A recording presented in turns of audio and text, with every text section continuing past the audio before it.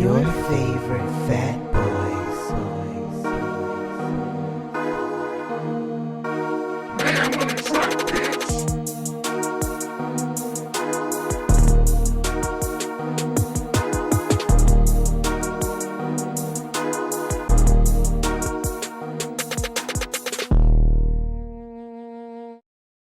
What's up, everybody? Your favorite fat boy, Teron. Stefan, a.k.a. Mayhem, a.k.a. connoisseur of rap sirloin, a.k.a. the king of all beef. And before we start, I would like to apologize because the last time that we had this conversation, I did say that I was the king of rap beef, but that is not correct. I am actually the court jester of rap beef. And why you change your name? I need to put this apology out there for everybody. I need everybody, I need all of our fans to know this is not me. This is my spirit. Oh, okay. I'm not the king of rap beef, and I was lying. I was court jester. Well, we forgive you. We forgive you. As long as y'all can forgive me, because that ain't really my spirit. Don't take it seriously at all. So we're back with round 2 of our discussion because a lot has transpired since our last episode of What's Beef Part 2. I mean, you call it a lot. That's a lot's enough for rap in a week. In a week's time, a lot's happened. Yeah. So we had to bring back our guest, Lyeza. Hi, guys. We had to bring back L Boogie to give us some of her dissertation and her take on what has transpired within this week. Because again, it's a lot. How dare you say it wasn't a lot that happened? So much happened. She's talking to you. I know who she's talking to. Happened. When I was online, listening to this stuff that, my homework apparently, somebody was talking about it's the World War III in the rap game. Like, really? Is that what this is now? I don't think it's World War III. I think it definitely is a difference in the atmosphere of what rap beef used to be. And I think these are more so just diss records of some disgruntled employees that work together and had worked together. So we will jump straight into it. Lyeza, what are your thoughts on J. Cole's apology? Okay. Before I answer that, I think it seems like it's World War III and everybody's making a big deal about it because rap has been so boring for so long. Rap has really been very sad, depressing, mundane for a while now, especially for people our age. So now that people are really getting back to like tussling, we love it. We love it because it's giving us something to talk about. Now we can actually have real rap discourse instead of it just being like a generational thing, us feeling like the old heads are hating on the younger generation. No, our generation rappers are outside and they fighting in the streets. And I love every minute of it. I am the queen of rap beef, okay? I love this. This is my favorite thing. Now, to answer your question about J. Cole apology, I was all ready to come in and tell you how disgusted I was with that apology. Please do. And the reason why, but I've changed my tune and I'll tell you why. But my first initial reaction to actually hearing J. Cole's beef, remember I said last time when I heard his song, I think I was so excited about it because nobody expected him to actually respond to this. Mm-hmm. I don't think anybody was expecting J. Cole to say anything, especially not a whole song going at K-Dot. When I went back and listened to it again after the initial shock of him actually responding wore off, he didn't really sound confident in what he was saying, right? Because we don't know Cole to be that type of person. He'll say his little slick shit or whatever because he's still a rapper. But I don't think he's ever been a hater, if that makes sense. Because even when people was coming at his neck, he's always been one. He's gonna tell you what he feels about you, but he's also gonna give you your flowers and y'all can move on. Mm-hmm. I don't think that when he put this song out, I don't think he was expecting it to go the way that it did. And I think it's because he wasn't expecting the amount of vitriol people have when it comes to Stan Wars. So he bowed out gracefully. Now, initial reaction was I was disgusted. And I was disgusted because I'm a rapper. And I feel like when you out there into the world, you got to stand on what you said. You stand on that. However, you don't get on a stage at your festival and basically backtrack and pretty much shut down everything that you put on wax. Then you deleted the song. So I initially was like, no, I don't like nothing about this. I feel like it was unnecessary. And now it gives you a point. It brings you to the point where now whenever you listen to J. Cole talking and popping his shit as every rapper does, everybody's going to be looking at him like, you did apologize to K-Dot. And you know what I'm saying? Everybody's going to be giving him this side eye now. I think it puts a little bit of a stain on it for some people that are like super hip hop heads, but I don't know. I think people are kind of jumping out the window saying that he basically ruined his career. I don't know if I agree with that. What do y'all think about that? Well, for one thing, you got to realize part of the image that J. Cole has cultivated, he's not that kind of rapper. So I don't think he's going to lose any of his fans over him doing that apology because he's already cultivated the image that he's not that kind of rapper. Yeah, I feel like it's two types of J. Cole fans. You got the ones from Friday Night Lights who want to ride with him thick and thin. Then you got ones who say he's just too boring to listen to. I don't think the apology is going to stain his legacy. However, I do feel like the buildup that he's been doing for the past few years with, teasing the fall off, I feel like if the fall off is not a classic, an instant 5 nights, the source does not exist anymore. They're gonna piggyback to the apology saying, "Yep, that apology softened his ass, and it did something to the music of the fall off." If he drops the fall off right now, I know he's not going to do. I feel like if he drops it off, if it drops sometime this year, like it gotta be like late this year, not in the next couple of months, because people are still gonna remember the apology. I don't think he's gonna drop it at all this year. I don't think he's gonna drop it at all this year. I honestly think whatever he had ready, he's holding off on all of it now. I think he's gonna shop whatever this is that he just put out, might delete later, but he done already deleted the most important song, so now I ain't got no reason to go back to it. And that's a terrible thing to say because it's not a bad project. It's really not. And he's like, lyrically, he's probably at his peak right now. Like he's really, really rapping on that album. But you took the song off of it that made it so controversial. And I don't know how I feel about it, but now that we've gotten to where we are today, I understand why he bowed out because now it's too much. Yeah, he probably knew ahead of time before we did. I don't know. I think it's a lot. I feel like him and Dot may have had a conversation. Probably. And I think Cole initially thought that, okay, we're just going to be rapping at each other. It's going to be a bar fest. And I think one of them told him, I'm about to go nuclear on this other nigga. So you might want to move out the way. He like, I don't want no parts of that. All I wanted to do was rap. So now he's probably like, all right, I'm cool.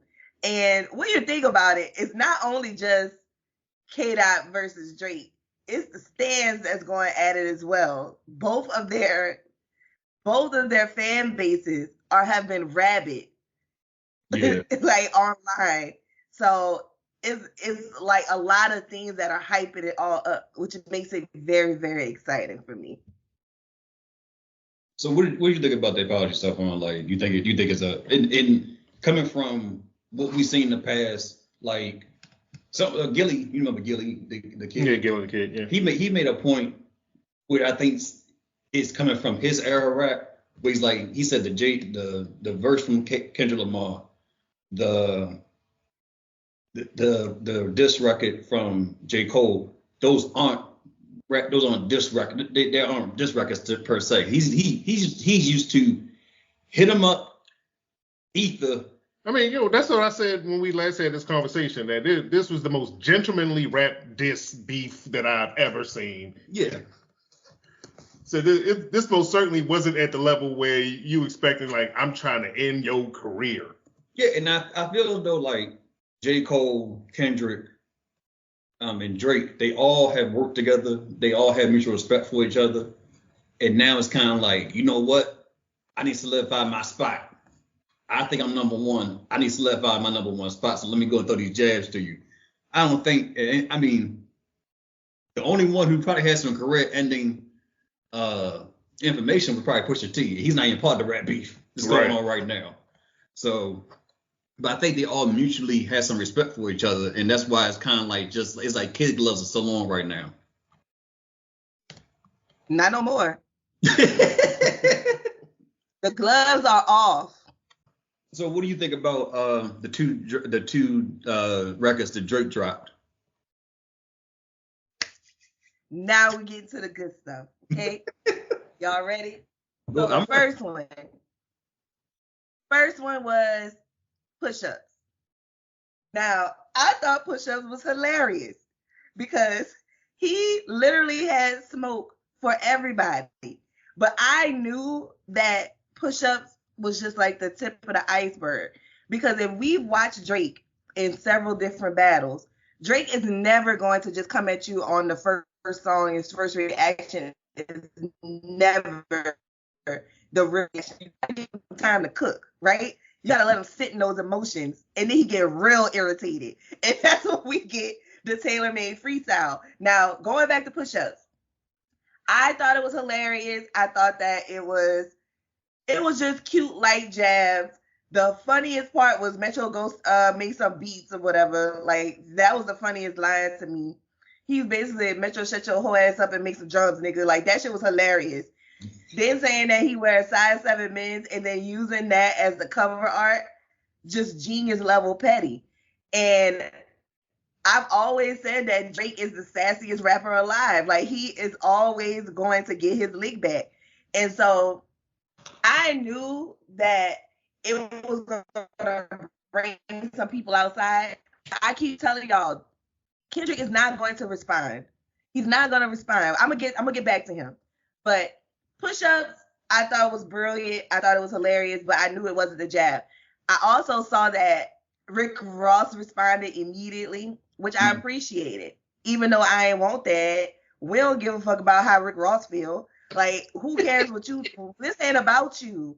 Like, that was my thing. This is not about you. Go sit down. Nobody was asking you nothing. However, I appreciated the fact that he was mentioned and he responded immediately. He was already in the studio. We had a response 2 hours later. As a rapper, I appreciate that. I also have a hair trigger temper. You say my name, I'm going to have the song out in 30 minutes. I probably already started on it because I found out about it. So that's just how I would react. That is why I'm retired, because I have a problem. Now, the first one, I did not think anything was going to happen. Before we get to tailor-made freestyle, because to me, that is the meat and potatoes of this whole thing. What did y'all think about push-ups? Oh, I mean, I guess I don't know enough about the background because I had to read up on, some of the things he was talking about because I don't know enough about the background of that beat because, I don't really listen to either one of them. I mean, I thought he had some clever bars in there. I mean, overall, I'm like, it wasn't anything special, but he did have some clever bars in there. And the fact that I needed to do research because I don't keep up with this stuff made it a hassle. Had to do research on top of the homework I already gave you. Exactly. Yeah, I felt as though it was. I still don't know. I'm sorry. I still honestly don't know how the beef actually started between them two. It's always just been little jabs here and there, and I don't know. I feel like those two really don't like each other in real life. I feel like all the other stuff is just people adding on and egging it on. I feel like those two actually don't like each other, and there's something that really actually happened that we don't know nothing about, but it's going to be revealed eventually. Yeah. I give you this little tidbit I found on the internet. I don't know how true this is. This came from DJ Academics. So apparently, Future felt some kind of way because Drake and 21 Savage made an album together.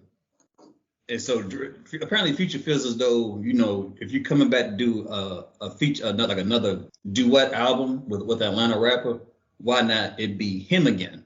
But him and Future and Drake already did an album together, like in 2015, 2016. So I don't know how true that is, but apparently he felt some kind of way about it. And then apparently Metro Boomin and Drake has some kind of beef, some underlying beef that's been brewing since like last year sometime. I don't know where that stems from, but then Future and Metro felt they had to come together and, you know, join forces to go against Drake in a sense. You know, what are they, Voltron? I was gonna say Super Friends.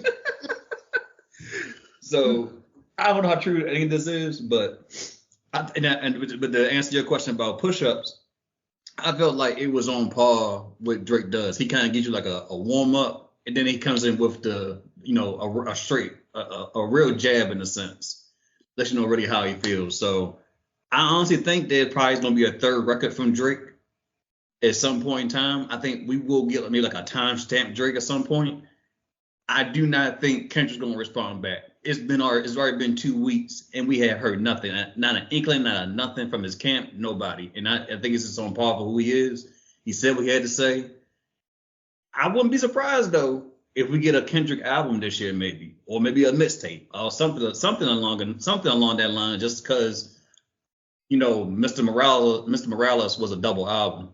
So he might get something to the hip hop heads per se this year, and he may address it then. But I don't think Kendrick's going to drop a single itself towards Drake.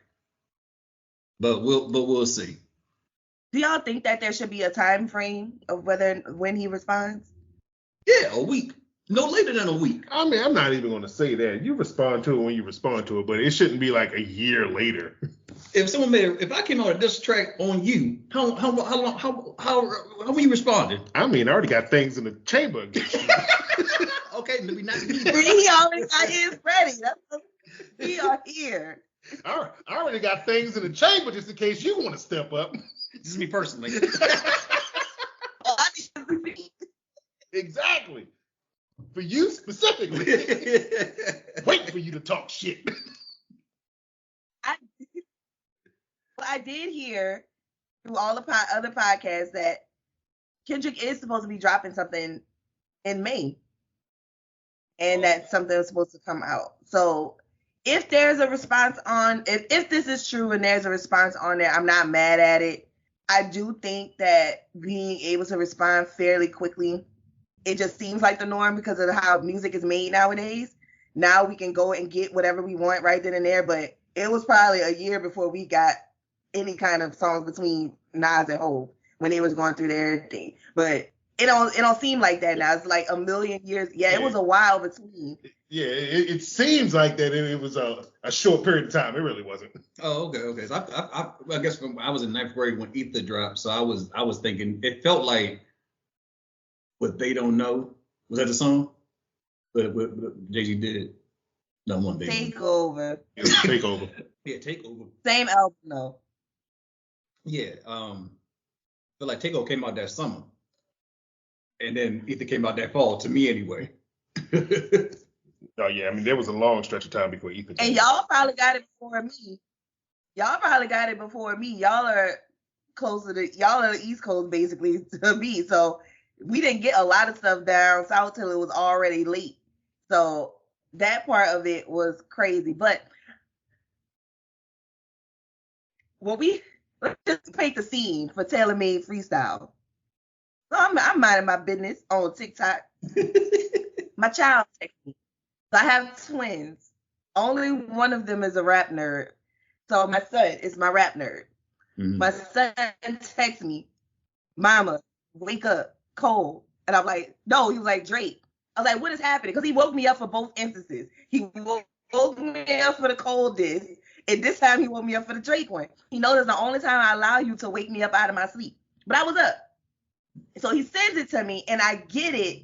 And he says in the message, I don't know who that first guy is rapping.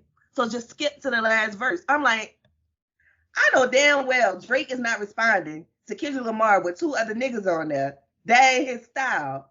Let me go listen to the whole thing. So I'm listening to it, and I hear Tupac Shakur. And I'm like, Tupac raps a lot like Drake. Did this man really use AI Tupac?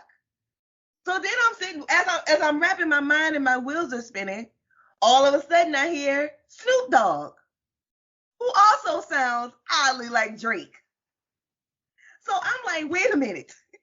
This man really went and got 2 West Coast legends, AI voices, made them diss Kendrick Lamar, then got on his regular Canadian voice, and then he dissed Kendrick Lamar too. Drake is diabolical. I don't care what nobody says. Okay? The level of petty that took, the creativity behind the petty is top tier to me. Whether you liked it or not, it was top tier to me. Because first of all, nobody was pressing him for it because he had already responded. Then listen to, and in his verse, he's addressing everything y'all said about him. Y'all said I wasn't talking to him directly in push-ups. I had bars for too many other people. I didn't get at Kendrick directly. Oh, this song's directly to you, sir. Kendrick Lamar Duckworth. That's who I'm talking to. It's me, Aubrey Graham, Wheelchair Jimmy. You remember me? Here I am. I've been waiting. I have been waiting too long. So not only that, then he starts in there, he does what most people are saying, he 8-miled himself. So he basically kind of used all of the things that people are going to say against him. For me, the brilliance behind Tailor-Made Freestyle was one that nobody was expecting him to say anything else. 2, he directly is telling you how he feels about you and he's waiting on you. And the very end, at the shit talking at the end, he was like, that shit better be crazy. Like, why are you not in the studio already responding to me? I know you in there writing, struggling. That shit better be super creative. It better be a quadruple entendre, some shit I don't even understand. Because I can't possibly fathom why it's taking you so long to come outside after you started all that shit. And that goes back to my original Kendrick Lamar statement. Kendrick starts a bunch of shit in the house. He don't come back outside for 4 or 5 years unless Baby Keem about to drop, or if he has some obligation to be on somebody else's album for a feature. So that is what's happening here, and Drake is tired of it. That man is incensed. He is irritated. He's aggravated. All of the things you could think of that made that such a petty response. However, again, and I wanted to get y'all opinion on this. I don't know. I kind of felt like the West Coast folks was not going. I didn't think that they were gonna like him using Snoop and Pac's voice to diss him, to diss Kendrick. Like, what do y'all feel about the use of the AI in the song? Well, then you got 2 parts. You got to answer we thought about Tailor-Made Freestyle and then the use of AI voices. Okay, so 1, I thought that Tailor-Made Freestyle was better than push-ups. And 2, I can't even say I'm on the fence about it. I think that is extremely disrespectful to use the AI voices of people One who's deceased, and not even the fact that he's alive, that I highly doubt that he even greenlit, because I saw a video where Snoop was like, what the fuck is this? Yeah, I did see that too.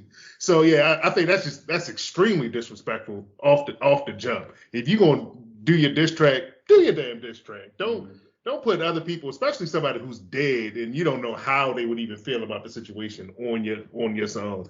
Because I know that somebody put out an AI Drake album before. Maybe that's where he got the idea from. Yeah. But yeah, I thought that was highly disrespectful. And another thing that he was calling Kendrick Lamar, he's like, you're a corporate puppet. I'm like, but is it Drake a corporate puppet in the rap game too? So that one little slight, I was like, that don't make any sense to me that you called him that.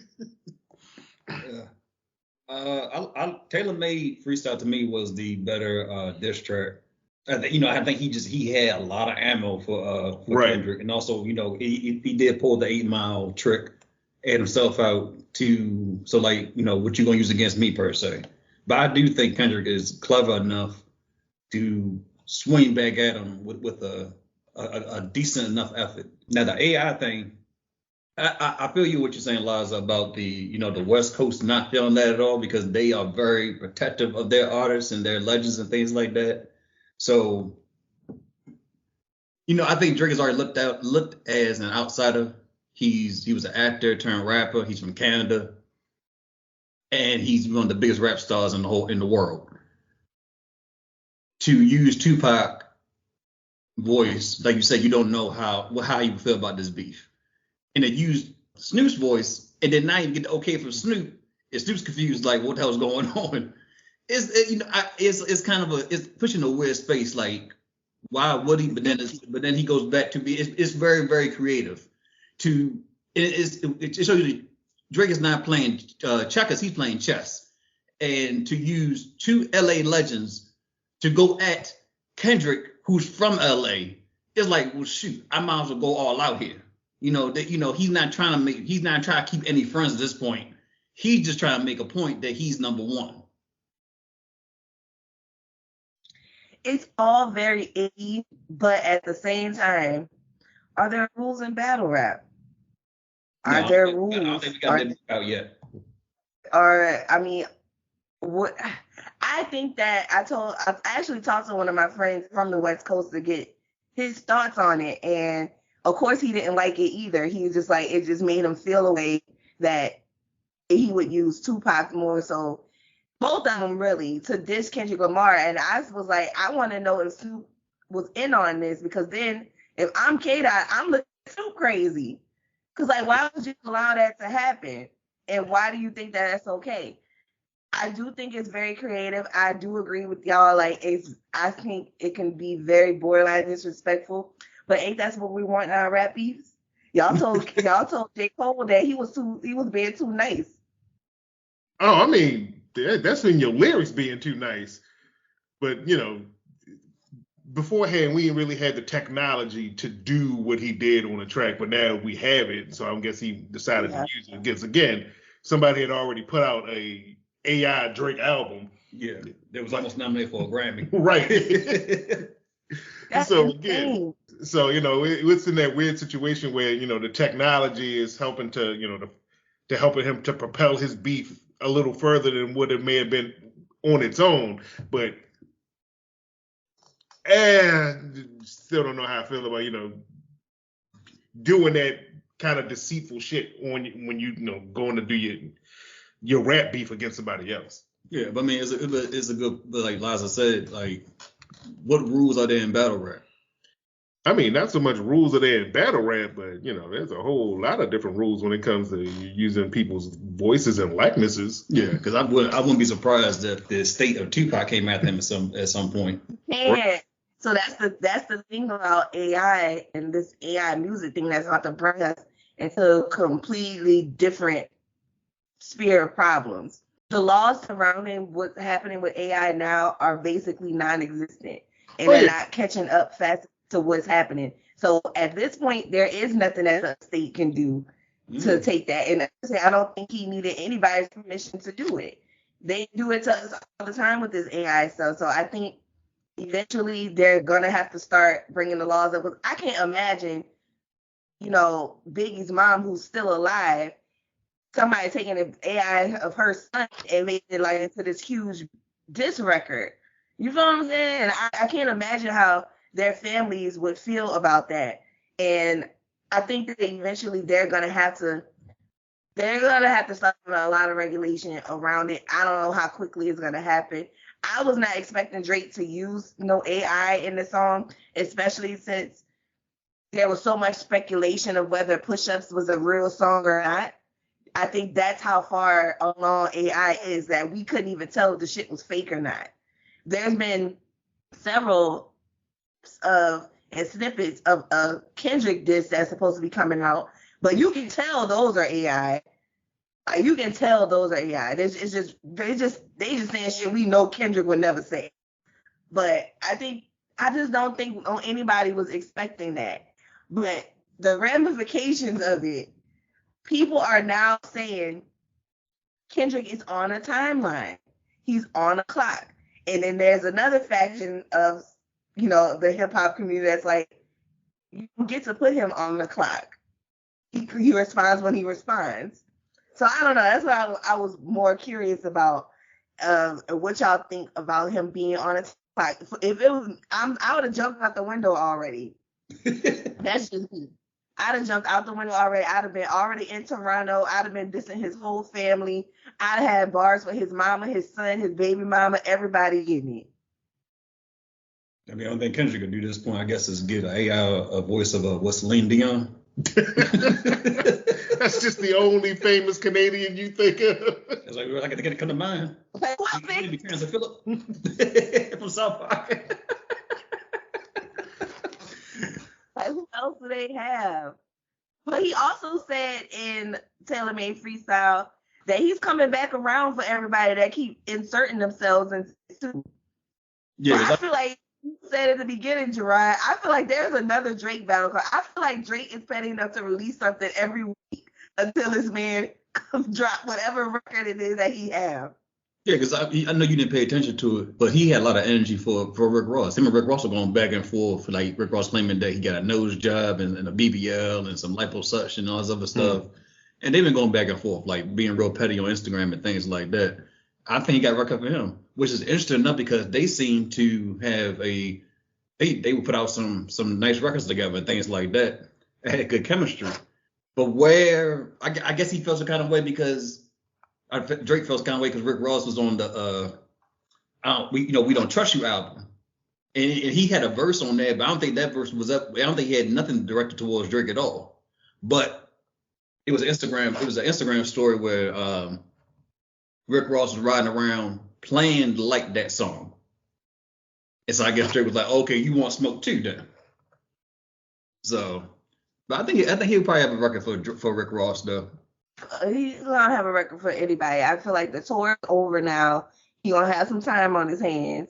He's gonna be bored and aggravated and all he's gonna have to do is sit there and scrolling and seeing what people are saying, and he's gonna have bars for everybody.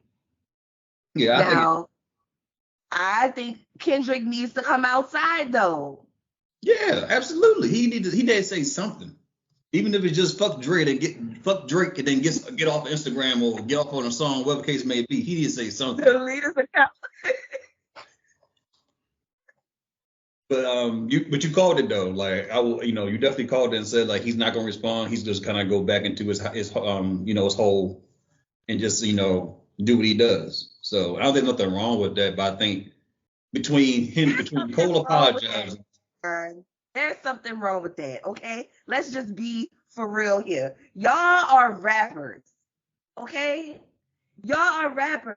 Well, not only that. Not so much. We know what you're talking about. That's y'all job is to rap. And I feel like first of all, Safar, you tell me if you agree with this. As a rapper in general, you have to have that type of bravado that you don't think nobody can out-rap you. Oh, absolutely. You have to have it. That's the only way you can get up there on a stage and try to compete with some of these other rappers. Whether you believe it or not, you have to act like it. I said I could be in a rap battle against God. I'm still calling him a bitch. Exactly. We can't add that. Cannot add it on Sunday. But you get what I'm saying. Yeah, I think that is a part of it. So that competition, I feel like niggas was clicking up too much. And they all want to be friends. And that's cool. But you still have to keep the competition alive. And I think that there is something wrong with somebody who claims that he's not part of the big three, it's just Big Me, and that he's the better rapper of the big three. Why aren't you outside after you said all this shit? You should be ready to battle immediately. The moment J. Cole responded to you, you should have had something to tuck the next day. When Drake said something about you, you should have responded the next day. That's to me. And it's only because I'm going by what all three of y'all have been barking at us for the last 10 years. All three of y'all have told us how y'all are the elite rapper. Nobody's touching y'all. And we know that's what's a part of it, but also a part of it, right, is that you gotta defend the shit that you say. You have to defend the things that you say. Whether you lose the battle or not, it's subjective. But you gotta get in the field. Yeah, I mean, part of that is that the nature of the rap game has changed from what it was. Like now, it's pretty much a fucking audience for everybody. That's true. So you don't have to be nearly as competitive to get eyes on your music as you used to. Right. And on top You of don't even that, have to be good. yeah, and on top of that, everybody's buddy. Like I said in the beginning of this, it's not so much as beef for everybody. It's just some disgruntled employees that work together. They just side nine each other. That's all. Right. Karen has been the one who was stealing the yogurt out about the break room fridge. Right. And Wheelchair Jim been telling. He said, "Goddamn Drake, I know it was you who microwaved the fish." He was going to break room and microwave a nasty piece of fish and had a whole break room smell like Badussy. Exactly. Everybody there. So who do you think right now is on top of this? Do you think do you put? I mean, obviously, I think it's Drake on top of everything, but do you look at J. Cole in a different light now because he kind of wising up in a sense, or do you know? I mean, I don't really look at, again, like I said earlier, it was the fact that this is the apology J. Cole is the J. Cole that he's been cultivating to his fans. Mm-hmm. That I'm not really that kind of rapper where I'm going at folks. Right. So yeah, that apology is kind of on brand for him. As sorry as a state as that is a battle rapper, but it's kind of on brand for him. But as far as who's on top right now, I mean, gotta be Drake because he's the only person that came out with that. Yeah, I'm a really hit you, and now I'm gonna wait for you to respond. It hurt your soul to say that, didn't it? A little bit, just a smidge. He's the only one outside. He's the only one outside, and I think it's too early to call this either way. Timeline aside, we're not gonna sit here and act like Kendrick Lamar is not capable of, lyrical annihilation of Drake. Kendrick Lamar is still Kendrick Lamar. And so we gotta wait to see what he says. But honestly, to me, he's losing more steam by waiting. Because what else can you say now? Everything's already been said. And now you are allowing everybody else to jump in this beef. Who the fuck took Quavo? We gave a shit anything about him either. We ain't care nothing about Quavo and Chris Brown.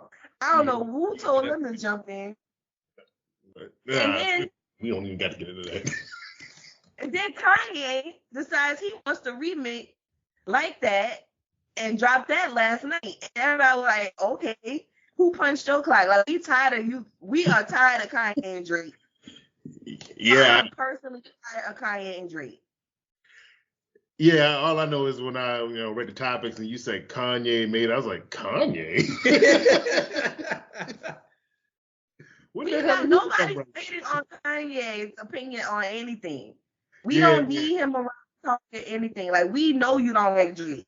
We didn't know that Kendrick Lamar and Drake actually hated each other. We know y'all two hate each other. Y'all been telling us to death for the last 4 albums between both of y'all. But what y'all do is y'all click up. Make y'all get buddy, y'all make a song together, and then y'all disperse and start talking shit about each other again. So we don't care nothing about what Kanye got to say. That Chris Brown and Quavo, that might get real. That's too serious for me. Oh, they don't like they definitely don't like each other at all. I mean, because they were at fashion. I feel like that's gonna be. And Chris Brown and I want to be next to that man. Yeah, I can care even less about that one. So let's not get into it. That might be real violence, and I don't want no parts of that one. Well, let me give you a little background of that one stuff. I would rather you did. It's enough. So some years ago, they were at a concert. They were at a show together, and the Migos security was chirping at Drake. Or not Drake, Chris Brown. So Chris Brown like, if y'all want to fight, we can fight. I'll fight all y'all. And then he been calling out Quavo over the years at charity basketball games and things like that. So and then they must have put the same hole something and that kind of, and I don't know who's upset about that, but that's where we're at now. Still don't care to you. You know I don't. But yeah, that's real beef though. They gonna fight for real. Yeah, they gonna fight. So I think ran through enough of pretty much all the topics for today, and we'll be here for part 3 if it needs to be a part 3. I guess. You got nothing else to do. You don't know what I got to do. I do. You obviously haven't looked at my schedule. I live for this. Ron knows that I have sent him a very detailed outline analysis and that I update daily. The only chapter I'm missing now is Kanye, and it's only going to be just a few sentences because I really don't care about nothing he had to say or none of his feelings. The only section in the Kanye section is get help.